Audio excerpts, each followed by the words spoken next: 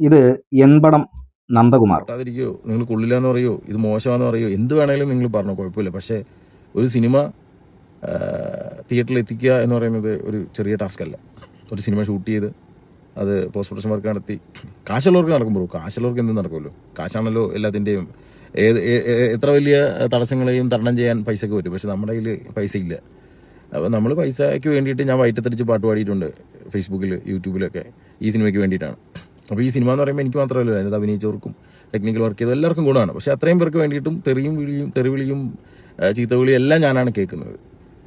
അതെല്ലാം ഈ സിനിമയ്ക്ക് വേണ്ടിയിട്ടാണ്. സിനിമയ്ക്ക് വേണ്ടിയിട്ടായതുകൊണ്ട് മാത്രമാണ് ഞാൻ ആ തെറിവിളികളും ചീത്തവിളികളും കളിയാക്കലുകളൊക്കെ കേൾക്കുന്നത്. വൺസ് ഒരു സിനിമ എൻ്റെ തിയേറ്ററിൽ വന്ന് ഒരു 10 പേര് കണ്ടാൽ പിന്നീട് നടക്കുന്ന ചരിത്രമായിരിക്കും.